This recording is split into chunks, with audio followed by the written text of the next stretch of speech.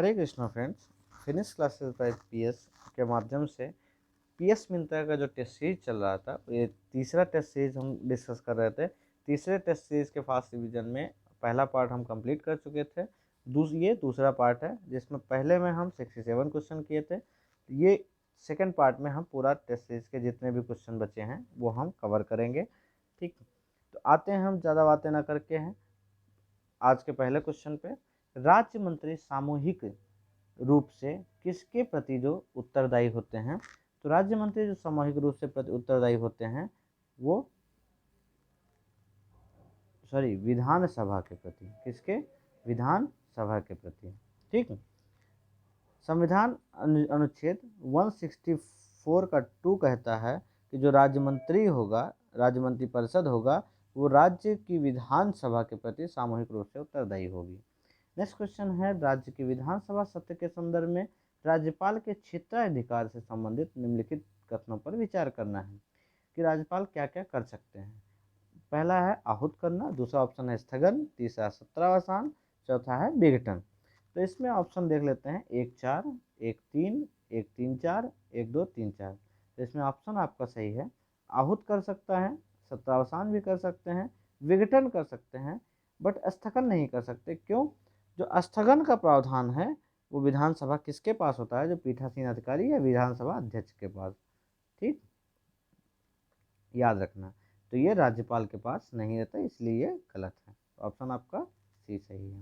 Next question है, भारत के निम्नलिखित में से राज्यों में से किस राज्य की विधानसभा की सीटों की संख्या सर्वाधिक है? पहला है ऑप्शन पश्चिम बंगाल, दूसरा ऑप्शन है आपका बिहार, तीसरा है मध्य प्रदेश, चौथा है तमिलनाडु। तो आइए पहले देख लेते हैं किसका कितनी सीटें हैं, फिर बताएं। पश्चिम बंगाल की जो सीटें हैं वो 295 है। ठीक, और बिहार की जो है वो आपकी 244 है, मध्य प्रदेश की 231 और तमिलनाडु की 235, 235। तो सबसे ज़्यादा किसकी है? वेस्ट बंगाल की। कितनी? 295। पहला ऑप्शन आपका सही है। नेक्स्ट क्वेश्चन है, 239 से संबंधित है। 239 जो रिलेटेड है वो किससे रिलेटेड है? तो 239 रिलेटेड है संघ राज्यों क्षेत्रों के प्रशासन से। केंद्र शासित जो क्षेत्र हैं उनके प्रशासन से रिलेटेड है 239। दिल्ली के विशेष उपबंध में अगर देखें तो कौन सा अनुच्छेद आता है? तो 239 का सॉरी, यहाँ ये नहीं रहेगा, ये यहाँ रहेगा, का। ठीक, और का खा, ये दोनों जो पार्ट होंगे ये दिल्ली के संबंध में विशेष उपबंध रखते हैं। ठीक, अगर संघ राज्य क्षेत्रों के लिए उच्च न्यायालय की जो बात करते हैं वो किस अनुच्छेद में बात करता है? तो वो 241 में। नेक्स्ट क्वेश्चन है, कि संविधान संशोधन द्वारा संसद को दिल्ली के लिए विधानसभा और मंत्रिपरिषद गठन करने के लिए शक्ति प्रदान करता है? तो वो आपका है 69 संशोधन द्वारा। ठीक,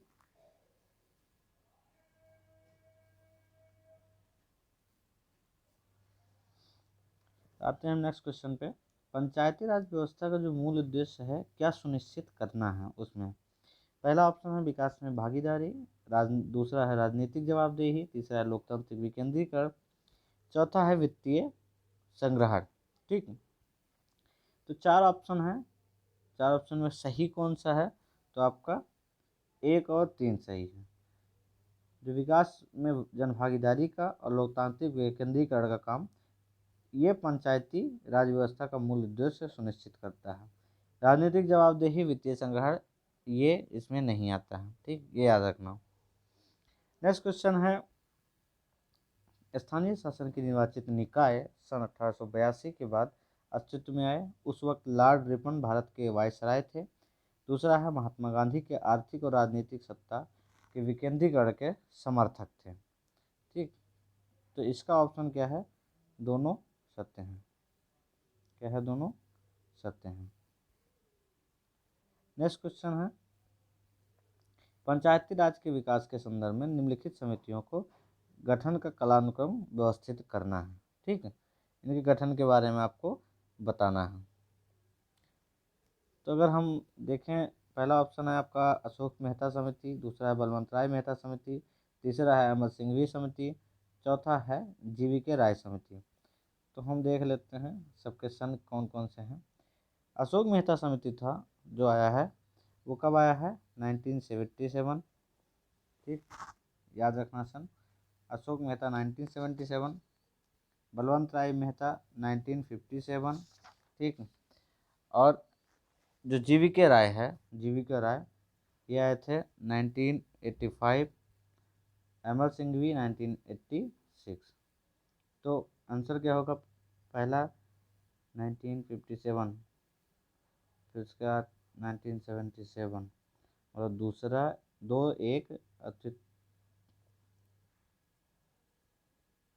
3 4, 2 1 4 3 होगा।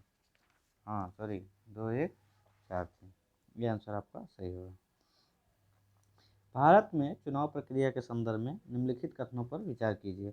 भारत का जो निर्वाचन आयोग है, राज्य निर्वाचन आयोग, संविधान के अनुच्छेद 324 के तहत गठित संवैधानिक निकाय है। दूसरा है राज्य चुनाव आयोग, और राज्य चुनाव आयोग नगर पालिका पंचायत चुनाव का निरीक्षण करती है, जबकि चुनाव आयोग राष्ट्रपति और उपराष्ट्रपति, संसद, राज्य विधानसभा और विधान परिषदों के चुनाव का आयोजित करती है।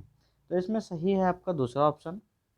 ठीक, पहला क्यों सही है? क्यों? क्योंकि भारत का जो निर्वाचन आयोग है वो आर्टिकल 324 में आता है, लेकिन जो राज्य का निर्वाचन आयोग है, ठीक है, जो राज्य का निर्वाचन आयोग है वो किस में आता है? वो 243 के में, अनुच्छेद 243 के में आता है। ठीक है, दोनों 324 में नहीं आता है। इसमें भारत का निर्वाचन आयोग आता है, और जो राज्य का निर्वाचन आयोग है वो 243 के में आता है। आते हैं नेक्स्ट क्वेश्चन पे। भारत में निम्नलिखित में से किन चुनाव में मतदाता जो है उपयुक्त में से कोई नहीं, नोटा का विकल्प चयन कर सकते हैं? ठीक है, तो इसमें ऑप्शन आपका होगा लोकसभा और विधानसभा। दो ऐसे चुनाव हैं, ऑप्शन सी सही है। दो ऐसे चुनाव हैं जिसमें नोटा का प्रयोग होता है, राज्यसभा में नहीं होता, विधानसभा में भी नहीं होता। नेक्स्ट क्वेश्चन है, किसी राज्य में पंचायतों की जो निर्वाचन की तिथि घोषणा कौन करता है? जो पंचायत के चुनाव से रिलेटेड है, तो हमेशा याद रखना जितने स्थानीय चुनाव से हैं, चाहे वो नगर निगम से रिलेटेड हो गए या ग्राम पंचायत से रिलेटेड हो गए, तो वो कौन देखता है? राज्य निर्वाचन आयोग। नेक्स्ट क्वेश्चन है, राज्य विधानसभा के सदस्यों की अधिकतम निर्धारित संख्या क्या है? तो राज्य विधानसभा की जो अधिकतम निर्धारित संख्या है 500 है, और न्यूनतम 60 है। नेक्स्ट क्वेश्चन है, निम्न में से किसे हटाने का प्रावधान संविधान में नहीं है? तो गवर्नर को हटाने का प्रावधान संविधान में नहीं है, इसकी नियुक्ति राष्ट्रपति करते हैं। ठीक, और उसी के पश्चात पर्यंत कार्य करते हैं। इनका कोई हटाने का प्रावधान संविधान में नहीं दिया गया है। सर्वोच्च न्यायालय के संबंध में निम्न कथनों पर विचार कीजिए। पहला है, मूल संविधान में मुख्य न्यायाधीश के अतिरिक्त 7 अन्य न्यायाधीशों की संख्या निर्धारित की गई थी। दूसरा है, वर्तमान में 34 कर दी गई। तीसरा है, न्यायाधीशों की संख्या बढ़ाने का अधिकार सिर्फ राष्ट्रपति के पास है। तो बता दूं, और आंसर होगा इसका पहला 1 2 सही है। तीसरा क्यों नहीं है? इसका जो अधिकार है, संख्या बढ़ाने का अधिकार है न्यायाधीशों की, वो केवल संसद के पास है। किसके पास? केवल संसद के पास। ठीक है, ये याद रखना, राष्ट्रपति के पास नहीं।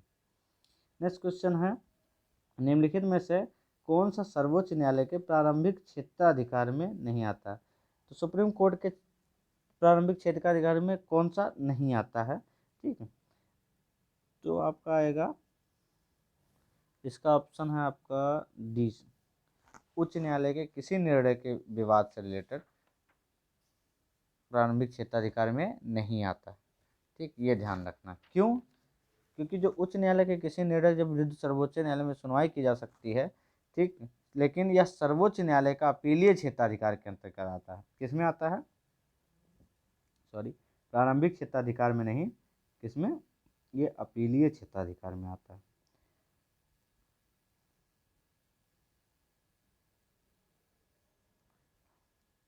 तो डी ऑप्शन आपका सही है, यही नहीं आता। नेक्स्ट क्वेश्चन है, आर्टिकल 143 के अंतर्गत सर्वोच्च न्यायालय न्यायालय परामर्श दे सकता है, किसको दे सकता है? ठीक, तो वो है आपका ऑप्शन ए राष्ट्रपति को।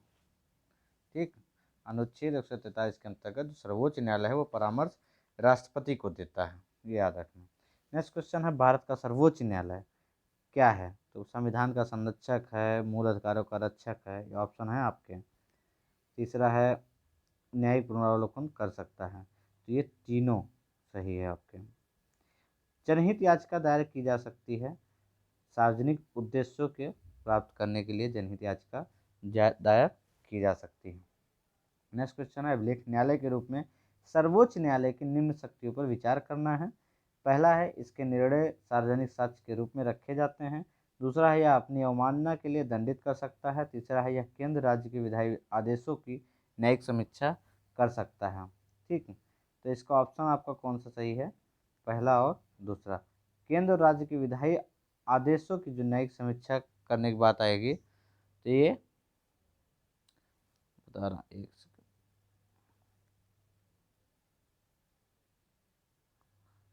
ये सर्वोच्च न्यायालय के पास है, अभिलेख न्यायालय के पास नहीं है। ये सुप्रीम कोर्ट के पास डायरेक्ट है, इसमें अभिलेख न्यायालय का वो नहीं है कोई। ठीक, नेक्स्ट क्वेश्चन पे आते हैं। उच्च न्यायालय के न्यायाधीश अपना त्यागपत्र किसे दे सकते हैं? तो न्यायाधीश जो होगा उच्च न्यायालय का, वो अपना त्यागपत्र भारत के किसको देगा? भारत के राष्ट्रपति को। क्या यार। क्वेश्चन अगला है, निम्नलिखित कथनों पर विचार कीजिए। उच्च न्यायालय के न्यायाधीश जो हैं वो सेवानिवृत्त के बाद भारत के किसी भी न्यायालय में वकालत नहीं कर सकते। ठीक, पहला ऑप्शन कह रहा है। दूसरा कह रहा है संसद और राज्य विधानमंडल किसी भी दशा में उच्च न्यायालय के जो न्यायाधीश हैं उन पर चर्चा नहीं कर सकते। तो ये दोनों के दोनों ऑप्शन आपके गलत हैं। क्यों? ये जो नहीं लगा है ना, इस वजह से, क्योंकि कोई भी उच्च न्यायालय के न्यायाधीश जो है सेवानिवृत्त के बाद भारत की किसी भी न्यायालय में वकालत कर सकते हैं। संसद और राज्य विधानमंडल किसी भी दशा में उच्च न्यायालय के किसी न्यायाधीश के आचरण पर चर्चा भी कर सकता है। ठीक, नेक्स्ट क्वेश्चन पे आते हैं। नागरिकों के मूल अधिकारों का प्रवर्तन उच्च न्यायालय की क्या है? ठीक, पूछ रहा है, तो क्या है बताइए जल्दी। तो यह है प्रारंभिक अधिकारिता। नेक्स्ट क्वेश्चन है उच्च न्यायालय के संबंध में निम्न में से कौन सा सुमेलित नहीं है? ठीक, तो कौन सा सुमेलित नहीं है? 216 में कह रहा है कि उच्च न्यायालय के गठन की बात करता है, 19 कह रहा है कि शपथ की, 15 कह रहा है वेतन की, और उच्च न्यायालय का क्षेत्राधिकार 225 में। तो ऑप्शन जो है सी है, ये सुमेलित नहीं है कि आर्टिकल 215 जो है 2000 का 215 जो है वो उच्च न्यायालय को एक अभिलेख न्यायालय में घोषित करता है, 215 जो है। ठीक, और न्यायाधीशों के वेतन की जो बात करता है वो आर्टिकल 221 है। नेक्स्ट क्वेश्चन है, निम्नलिखित कथनों पर विचार कीजिए। भारतीय संविधान में 3 प्रकार के आपातकाल का उल्लेख है, बिल्कुल सही है। राष्ट्रीय आपात की जो घोषणा है राष्ट्रपति द्वारा की जाती है। वित्त आपातकाल अभी तक नहीं लगाया गया। तो इसमें तीनों के तीनों ऑप्शन आपके सही हैं, ऑप्शन होगा आपका डी। ठीक, नेक्स्ट क्वेश्चन है राष्ट्रीय आपात की उद्घोषणा की जा सकती है। ठीक है, राष्ट्रीय आपात की उद्घोषणा कब की जा सकती है? जब किसी बाह्य आक्रमण से पूर्व राष्ट्रीय आपात की घोषणा की जा सकती है। इन सबसे रिलेटेड जो है वो राष्ट्रपति शासन लगता है। कौन सा? राष्ट्रपति शासन। नेक्स्ट क्वेश्चन है राष्ट्रीय आपात की उद्घोषणा के समाप्त किया जा सकता है। तो समाप्त किया जाता है राष्ट्रपति की एक अन्य उद्घोषणा से। नेक्स्ट क्वेश्चन है राष्ट्रपति शासन के संबंध में निम्न में से कौन सा सत्य नहीं है? पहला, राज्य के कार्य राष्ट्रपति के हाथ में लेता है। दूसरा है वह संसद को राज्य विधायिका की शक्तियों के प्रयोग के लिए अधिकृत कर सकता है। इस अवधि में संसद द्वारा बने कानून राष्ट्रपति शासन के समाप्त होते ही स्वतः प्रभावी हो जाते हैं। ठीक, राष्ट्रपति इस दौरान राज्य के लिए अध्यादेश जारी कर सकता है। तो इसमें आपका सही कौन सा है? आपका है ये जो है वो उससे रिलेटेड नहीं है। क्यों नहीं है? ये जो ऑप्शन है इस वजह से। नेक्स्ट क्वेश्चन है जब तक संसद अन्यथा व्यवस्था न दे तब तक सर्वोच्च न्यायालय प्रत्येक उच्च न्यायालय की कार्यवाही अंग्रेजी में होगी। केंद्र और राज्य स्तर पर सभी विधेयक अंग्रेजी में होंगे। तो इसका ऑप्शन आपका कौन सा सही है? दोनों। कौन सा है? दोनों। नेक्स्ट क्वेश्चन है राष्ट्रपति शासन के निम्नलिखित कथनों पर आपको विचार करना है। पहला है संसद भारत के संपूर्ण राज्य क्षेत्र और उसके किसी भी भाग के लिए विधियाँ बना सकती हैं। दूसरा है संसद द्वारा बनाए गए कानूनों के बारे में राज्य क्षेत्रानुसार परिवर्तन के आधार पर आपत्ति नहीं की जा सकती। पूछ रहा है कौन सा कथन सत्य नहीं है, नहीं पूछा है इसने, तो ऑप्शन होगा सी, क्योंकि दोनों सत्य हैं तो इसमें ऐसा कोई नहीं है जो सत्य सही नहीं है। तो न तो एक गलत है ना तो दोनों सही है। नेक्स्ट क्वेश्चन है जब आपात की घोषणा लागू हो तो संसद का अधिकार जो दिया गया है कि वह समूचे भारत और किसी भाग के लिए राज्य सूची में शामिल किसी मद के लिए कानून और विधियां बना सकता है, तो उसका जो संबंध है वो किस अनुच्छेद से है? तो अनुच्छेद 250 से। नेक्स्ट क्वेश्चन है दो या दो निम्नलिखित कथनों पर विचार करना है। दो या दो से अधिक राज्यों के विधानमंडल संकल्प पारित करके संसद से अनुरोध कर सकते हैं कि वह राज्य सूची के किसी विषय पर बारे में विधियां बनाए। दूसरा ऑप्शन है आपका संसद किसी अंतर्राष्ट्रीय संधि, समझौता, अभिसमय, विनिश्चय को कार्य रूप देने के लिए संपूर्ण देश के किसी भाग को कानून बना सकती है। इसमें सत्य कौन सा है? सत्य पूछा हुआ है, ठीक है, तो आपको बताना है सत्य कौन सा है। तो यह है आपका डी, दोनों के दोनों सत्य हैं। नेक्स्ट क्वेश्चन है भारतीय संविधान में संघ और राज्यों के मध्य जो प्रशासनिक उल्लेख है वो किससे रिलेटेड है? ठीक है, प्रशासनिक उल्लेख अनुच्छेद 256 से 65 के बीच में आता है। निम्न में से कौन सी समिति आयोग केंद्र और राज्यों के संबंध में आपसी संबंध पर विचार करने के लिए गठित नहीं की गई थी? तो वह है दिनेश गोस्वामी समिति। ये केंद्र राज्य के आपसी संबंध विचार में गठित नहीं की गई थी। ये किससे रिलेटेड थी? तो ये भी जान लीजिए, ये जो रिलेटेड थी वो आपके चुनाव से संबंधित समिति जो, ठीक। नेक्स्ट क्वेश्चन है निम्न में से कौन सा संविधानेतर है? ठीक, तो कौन सा है आपका? योजना आयोग। और सारे संवैधानिक आयोग हैं जो आर्टिकल 280 के अंतर्गत, ये आर्टिकल 326, राजभाषा आयोग जो है वो आर्टिकल एक सेकंड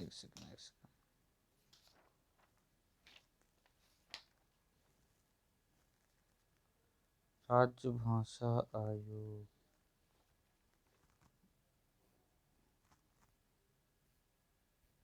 राजभाषा आयोग आपका 344 में है, आर्टिकल 344, ये याद रखना। नेक्स्ट क्वेश्चन है निम्नलिखित कथनों पर विचार करें। राष्ट्रीय परिषद का जो गठन है 1 जनवरी 1952 को हुआ। दूसरा है भारत का राष्ट्रपति राष्ट्रीय विकास परिषद का अध्यक्ष होता है। तो दोनों के दोनों ऑप्शन आपके गलत हैं। क्यों? इसका जो गठन हुआ था वो हुआ था 6 अगस्त, कब हुआ था? 6 अगस्त को 1952 को। इसका जो विकास परिषद का जो अध्यक्ष होता है वो राष्ट्रपति नहीं, प्रधानमंत्री होता है। नेक्स्ट क्वेश्चन है निम्न में से कौन सा कथन सरकारी आयोग से संबंधित नहीं है? सरकारी आयोग का गठन 1994 में किया गया था। सरकारी आयोग के गठन का मुख्य बिंदु केंद्र राज्यों के संबंध पर संतुलन था, ठीक। दूसरा ऑप्शन है, तीसरा है सरकारी आयोग की सिफारिश के अनुसार जिस व्यक्ति को राज्यपाल बनाया जाए वह उस राज्य का ना हो। फिर लास्ट है सरकारी आयोग के अध्यक्ष रणजीत सिंह सरकारिया थे। तो पहला ऑप्शन आपका इसमें गलत है। क्यों? ये 1994 नहीं बल्कि 1983 है, इसलिए। आते हैं नेक्स्ट क्वेश्चन पे। सुमेलित नहीं है आर्टिकल 268 अंतर्राज्यिक नदियों के जल संबंधी विवाद से रिलेटेड है कि ये कह रहे हैं, मैं नहीं कह रहा हूँ, ऑप्शन कह रहा है। अनुच्छेद 266 भारत और राज्यों की संचित निधि। अनुच्छेद 267 आकस्मिक निधि। 63 अंतर्राज्यिक परिषद, ठीक, इससे रिलेटेड है। तो अब अगर देखा जाए तो इसमें कौन सा सुमेलित नहीं है? तो पहला सुमेलित नहीं है। क्यों? क्योंकि जो अंतर्राज्यिक नदियों से जल संबंधी विवाद है ये जो है गलत है। क्यों? ये 262 के अंतर्गत आता है। किसके? आर्टिकल 262, ये याद रखना, ठीक। नेक्स्ट क्वेश्चन है, निम्नलिखित कथनों पर विचार करना है आपको। राष्ट्रीय मानवाधिकार आयोग एक बहुसदस्यीय संस्था है। एनआरसी के अध्यक्ष एवं सदस्यों की नियुक्ति राष्ट्रपति द्वारा प्रधानमंत्री की अध्यक्षता वाला उच्च स्तरीय कमेटी की सिफारिश पर होती है। फिर कह रहा है कि एनआरसी उन शिकायतों की जांच नहीं कर सकती जो घटना के लिए 6 माह बाद कराई जाती है। पहला दूसरा ऑप्शन सही है, तीसरा नहीं। ये जो है 1 साल हो गया, उन शिकायतों की जांच नहीं कर सकता जो 1 साल बाद शिकायत कराई गई। ठीक, इसमें ऑप्शन गलत दिया हुआ है, 1-2 होना चाहिए। नेक्स्ट क्वेश्चन है, निम्नलिखित कथनों पर विचार करें। राष्ट्रीय मानवाधिकार आयोग की जो स्थापना है वो 10 दिसंबर 1993 को हुई। दूसरा कह रहा है जो अधिकार व्यक्ति के जीवन, स्वतंत्रता, समानता, प्रतिष्ठा से जुड़े हैं, मानवाधिकार में अंतर्निहित है। तो इसमें जो सही है वो आपका, वो कौन सा सही है? असत्य पूछ रहा है, सही दूसरा है, असत्य पहला है, तो यानी ऑप्शन ए सही होगा। ठीक है, अब क्यों असत्य है? तो राष्ट्रीय मानवाधिकार की जो स्थापना हुई थी 10 दिसंबर नहीं बल्कि 12 अक्टूबर को। ठीक, 12 अक्टूबर 1993। नेक्स्ट क्वेश्चन पे आते हैं, सुमेलित नहीं है पूछ रहा है, तो कह रहा है 289 राज्यों की संपत्ति आयकर संघ के कराधान से छूट प्राप्त करता है, सही है। 281 वित्त आयोग की सिफारिश करता है, ये भी सही है। 301 व्यापार, वाणिज्य और समागम की स्वतंत्रता, ये भी सही है। ठीक, तो गलत कौन सा है? 302। क्यों? क्योंकि ये 304 से रिलेटेड है, आर्टिकल 304 से रिलेटेड है। 302 जो कहता है, 302 कह रहा है कि व्यापार और वाणिज्य और समागम पर निर्वर्धन आरोपित करने की संसद की शक्ति है।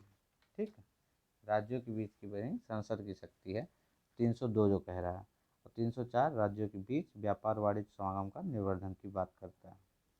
नेक्स्ट क्वेश्चन है, निम्नलिखित कथनों पर विचार करें। राष्ट्रीय विकास परिषद का जो सचिव वही होता है। ठीक, भारतीय संघ के सभी राज्यों के मुख्यमंत्री योजना आयोग के सभी सदस्य उसके पदेन सदस्य होते हैं। इस परिषद का निर्माण योजनाओं में राज्यों की भागीदारी सुनिश्चित करता था। ठीक है, तो ऑप्शन कौन सा सही है इसमें? आपका तीनों के तीनों सत्य पूछा है ना, तीनों के तीनों होंगे। नेक्स्ट क्वेश्चन है, प्रतिनिधान बिना कराधान नहीं, नो टैक्सेशन विदाउट रिप्रेजेंटेशन, किस अनुच्छेद से रिलेटेड है? तो ये है आपका 265। नेक्स्ट क्वेश्चन है, सुमेलित नहीं है, कौन सा सुमेलित नहीं है ये पूछ रहा है। तो पहला ही ऑप्शन आपका सही, सुमेलित नहीं है, 278 में जो बात कर रहा है। क्यों? क्योंकि ये जो बात कर रहा है ये 278 नहीं 273 के 1 में जूट पर और जूट उत्पादों पर निर्यात शुल्क के स्थान पर अनुदान की बात करता है, और सारे आपके सही हैं। नेक्स्ट क्वेश्चन है, निम्नलिखित में से किस संविधान संशोधन में एक ही व्यक्ति को 2 या 2 से अधिक राज्यों का राज्यपाल बनाने संबंधी प्रावधान किया गया है? किसमें किया गया है ये पूछ रहा है। तो आपका ऑप्शन होगा 7वां संविधान संशोधन में। ठीक है, कि 2 राज्य के राज्यपाल बनाने का प्रावधान इसमें है। नेक्स्ट क्वेश्चन है, आपातकाल के दौरान अनुच्छेद 358 के प्रभाव स्वरूप कौन से मूल अधिकार का निलंबन होता है? आर्टिकल 19। और 359 के अंतर्गत अगर आपातकालन के दौरान 359 के अंतर्गत कौन से मूल अधिकार का निलंबन होता है? तो सभी मूल अधिकार का, बस 20 और 21 को छोड़कर। ठीक, तो अगर 358 के प्रभाव स्वरूप में पूछे तो आर्टिकल 19, 359 के प्रभाव स्वरूप में तो सभी खाली 20 और 21 को छोड़कर। नेक्स्ट क्वेश्चन है, संविधान द्वारा मान्यता प्राप्त भाषाओं से संबंधित जो सूची है वो कौन सी है? तो वो है 8वीं सूची। नेक्स्ट क्वेश्चन है, भारतीय संविधान का कौन सा भाग पंचायतों से संबंधित है? तो भाग जो 9 है वो पंचायतों से संबंधित है। नेक्स्ट क्वेश्चन है, निम्नलिखित में से संविधान का कौन सा अनुच्छेद संसद को 2 या 2 से अधिक राज्यों के लिए एक ही उच्च न्यायालय की स्थापना की प्रदान करती है? ठीक, एक ही उच्च न्यायालय की स्थापना प्रदान करती है, तो आर्टिकल 231 231। ठीक, संपत्ति का अधिकार किस संविधान संशोधन द्वारा मूल अधिकार की सूची से खत्म किया गया था? तो वो है 44वां संविधान संशोधन। कब हुआ था? 1978। 42वां कब हुआ था? 1976। ये याद रखना। 42वें संविधान संशोधन को हम मिनी कॉन्स्टिट्यूशन भी बोलते हैं। नेक्स्ट क्वेश्चन है अनुच्छेद 45 के अंतर्गत जो बालकों के लिए निःशुल्क शिक्षा और अनिवार्य शिक्षा किस संविधान संशोधन द्वारा स्थापित किया गया था? तो वो है आपके 86वें संविधान संशोधन द्वारा। ठीक, याद रखना। नेक्स्ट क्वेश्चन है निम्नलिखित में से किस संविधान संशोधन द्वारा शिक्षा को राज्य सूची से समवर्ती सूची में स्थानांतरित कर दिया गया? तो वो 42वें संविधान संशोधन में। ठीक।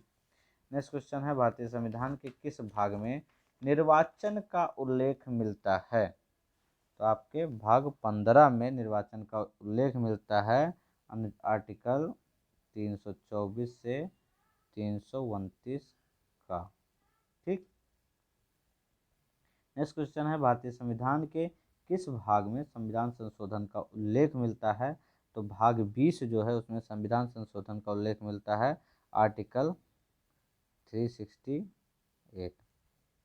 नेक्स्ट क्वेश्चन है निम्नलिखित पर विचार कीजिए। भारत में गवर्नमेंट ऑफ इंडिया एक्ट 1935 के द्वारा लोक सेवा की स्थापना हुई। लोक सेवा आयोग के व्यय जो है प्रदेश के आकस्मिक निधि पर भारित होते हैं। तो ये दोनों के दोनों ऑप्शन बता दूं गलत है। क्यों गलत है? ऑप्शन ये होगा आपका तो डी।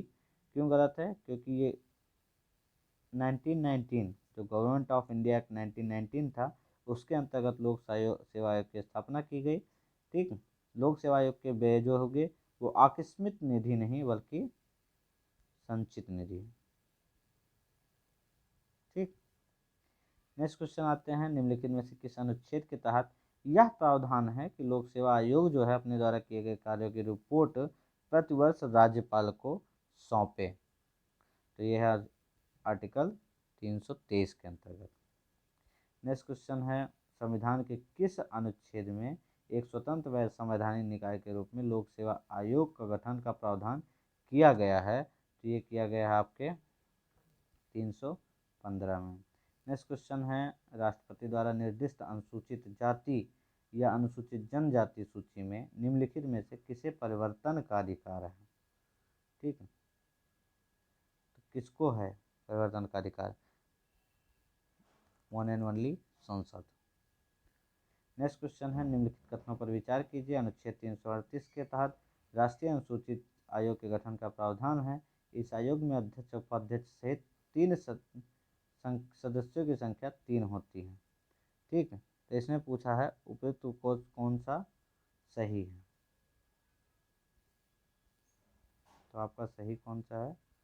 केवल एक। क्यों ये बता दूं। 3 नहीं है, ये 5 है। एक अध्यक्ष, एक उपाध्यक्ष और 3 अन्य सदस्य, तो टोटल कितने हो गए? 5। नेक्स्ट क्वेश्चन है संवैधानिक अधिकार से तात्पर्य क्या है? ठीक है, जो शक्ति संविधान सम्मत नहीं है उसको क्या बोलते हैं? संवैधानिक अधिकार। ये याद रखना। नेक्स्ट क्वेश्चन आते हैं एक निम्नलिखित में से कौन सा कथन सही है? आर्टिकल 340 में राष्ट्रीय पिछड़ा वर्ग आयोग के गठन का प्रावधान है। ठीक। दूसरा है राष्ट्रपति जो है आयोग के अध्यक्ष और सदस्यों की नियुक्ति करती है। तो दोनों के दोनों ऑप्शन आपके सही हैं। नेक्स्ट क्वेश्चन है संविधान के अनुच्छेद 344 के तहत निम्नलिखित में से किसी की अध्यक्षता में प्रथम जो राजकीय आयोग का गठन किया गया था तो प्रथम जो राजकीय भाषा आयोग का गठन किया गया था वो किसके अध्यक्षता में किया गया था? 1955 में बीजी खेर की अध्यक्षता में। किसके? बीजी खेर की अध्यक्षता में। ठीक है, इस समिति ने किया गया था और इसमें 1956 में अपनी रिपोर्ट राष्ट्रपति को सौंपी। फिर दोबारा जब हुआ था इसका परीक्षण के लिए तो वो किसके अध्यक्षता में? गोविंद वल्लभ पंत की अध्यक्षता में। तो ऑप्शन आपका डी सही है, याद रखें।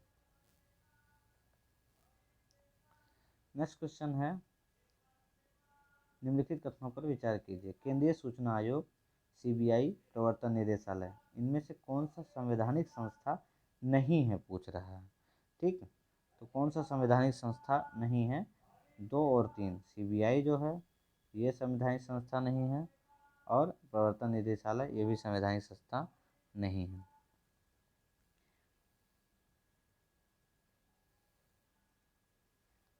सॉरी, ये भी संवैधानिक संस्था नहीं है, तो ऑप्शन डी होगा इसका। नेक्स्ट क्वेश्चन, राष्ट्रीय मानवाधिकार के विषय में निम्नलिखित कथनों पर विचार कीजिए। इसका गठन 1993 में किया गया था। दूसरा है, इस आयोग के अध्यक्ष और सदस्यों की सेवानिवृत्ति अधिकतम 65 वर्ष होती है। तो ऑप्शन आपका ए सही है। क्यों? गठन तो 1993 में हुआ था, लेकिन जो सेवानिवृत्ति की जो अधिकतम आयु है 65 नहीं बल्कि 70 वर्ष है। नेक्स्ट क्वेश्चन है, भारतीय संविधान के संशोधन प्रक्रिया से संबंधित निम्नलिखित कथनों पर विचार करना है। संशोधन विधेयक को केवल लोकसभा में ही पूरा स्थापित किया जा सकता है। दूसरा, संशोधन विधेयक को किसी मंत्री या गैर सरकारी सदस्य द्वारा पूरा स्थापित किया जा सकता है। राष्ट्रपति के लिए संविधान संशोधन विधेयक पर सहमति देना बाध्यकारी है। ठीक, ये कह रहा है। तो ऑप्शन आपका कौन सा सही है? 2 और 3, ऑप्शन दूसरा और तीसरा सही है। संशोधन विधेयक केवल लोकसभा में ही पुरस्थापित किया जा सकता है, इस वजह से ये गलत है, समझे? क्योंकि संसद के किसी सदन में भी स्टार्ट किया जा सकता है। नेक्स्ट क्वेश्चन है आपका, निम्नलिखित कथनों पर विचार कीजिए। केंद्रीय चुनाव आयोग का उल्लेख भारतीय संविधान के अनुच्छेद 326 के मध्य है। राज्य निर्वाचन आयोग में 330 अनुच्छेद में है। ठीक है, तो इसमें दोनों के दोनों गलत हैं। क्यों? क्योंकि इसका आर्टिकल मैंने बताया था 324 है, और इसका आर्टिकल बताया था मैंने कितना, 243 के, 243 के। ठीक, याद रखना। 326 में क्या है? मताधिकार से रिलेटेड।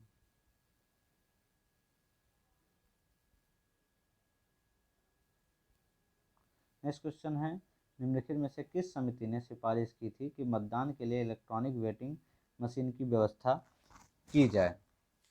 संथानम समिति की दिनेश गोस्वामी समिति, ठीक, कि आपके तारकुंडे समिति, इंद्रजीत गुप्त समिति? तो इसमें दिनेश गोस्वामी समिति।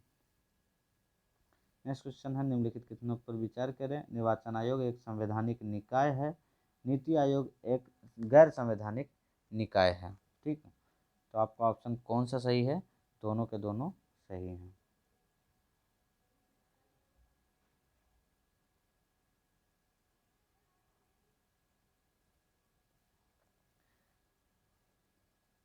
दोनों के दोनों सही हैं, असत्य पूछा है ना, इसलिए, क्योंकि दोनों के दोनों सही हैं तो असत्य कोई है ही नहीं। निम्नलिखित कथनों पर विचार कीजिए। अंतर्राष्ट्रीय परिषद का गठन संसदीय कानून से हुआ। दूसरा है, संसद अंतर्राष्ट्रीय परिषद के गठित करने के लिए अधिकृत है। ठीक, ये पूछ रहा है, तो दोनों कथन दिए गलत हैं। क्यों?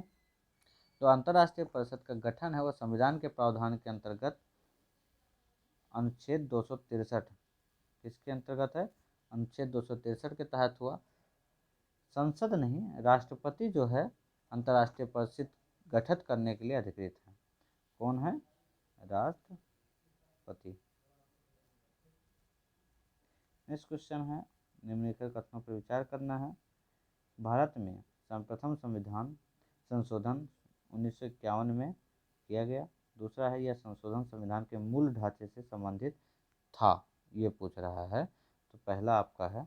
क्यों? क्योंकि यह संविधान संशोधन मूल ढांचे से नहीं था, बल्कि भूमि विधार विधियों से संबंधित था।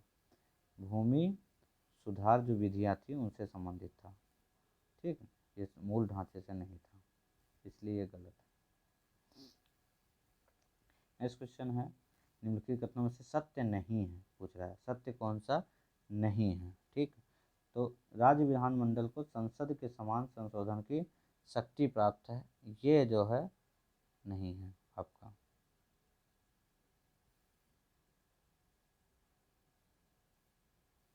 नेक्स्ट क्वेश्चन है, लोक लेखा समिति में शामिल होते हैं। लोक लेखा समिति में शामिल कौन कौन होते हैं? लोक लेखा समिति में लोकसभा से 15, राज्यसभा से 7, टोटल 22 सदस्य शामिल होते हैं। नेक्स्ट क्वेश्चन है, प्राक्कलन समिति के संबंध में निम्नलिखित कथनों पर कौन सा कथन सत्य नहीं है, ये पूछा है। कौन सा कथन सत्य नहीं है। तो इसमें 30 सदस्य होते हैं। दूसरा है इसके सभी सदस्य लोकसभा में चुने जाते हैं। तीसरा है समिति का अध्यक्ष प्रायः विपक्षी दल से होता है। उसके बाद किसी मंत्री को इसका सदस्य नहीं चुना जा सकता है। तो असत्य पूछा है, तो सत्य ये है समिति का जो अध्यक्ष है वो प्रायः विपक्षी दल से होता है। ऐसा नहीं है, इसका अध्यक्ष जो है प्रायः सत्ता पक्ष से चुना जाता है, विपक्षी दल से नहीं बल्कि सत्ता पक्ष से, जिसकी सत्ता होगी उससे। ठीक, ये याद रखना। लोक लेखा जो समिति होती है, ये भी बताते चलो, लोक लेखा जो समिति होती है उसका जो अध्यक्ष होता है वो प्रायः विपक्षी दल से चुना जाता है। ठीक, इसका लास्ट क्वेश्चन इस टेस्ट सीरीज का, निम्नलिखित कथनों पर विचार कीजिए। राष्ट्रीय मानवाधिकार आयोग एक संवैधानिक संस्था है। ठीक, किसी भी उच्च न्यायालय के न्यायाधीश राष्ट्रीय मानवाधिकार आयोग का अध्यक्ष बन सकता है। पूछ रहा है सत्य कौन सा है। ठीक, तो इसमें सत्य क्या है, पहला, क्यों राष्ट्रीय मानवाधिकार आयोग का जो अध्यक्ष है वही व्यक्ति बन सकता है जो भारत के उच्चतम न्यायालय में मुख्य न्यायाधीश तथा न्यायाधीश रह चुका है। इसमें नहीं, उच्चतम न्यायालय। ठीक, इसलिए गलत हो गया, तो ऑप्शन आपका ये सही है। Thank you so much. अगर आपको ये सीरीज़ अच्छी लगी हो फास्ट रिवीजन के माध्यम से, तो आप लोग प्लीज़ शेयर कमेंट ज़रूर करें और सब्सक्राइब करें और साथ में बेल आइकन ज़रूर दबाएं। ठीक, और जो भी क्वेश्चन आपसे कमेंट किए जाते हैं, जो भी क्वेश्चन आपसे पूछे जाते हैं, प्लीज़ कमेंट करके ज़रूर बताएं। ठीक, थैंक यू सो मच।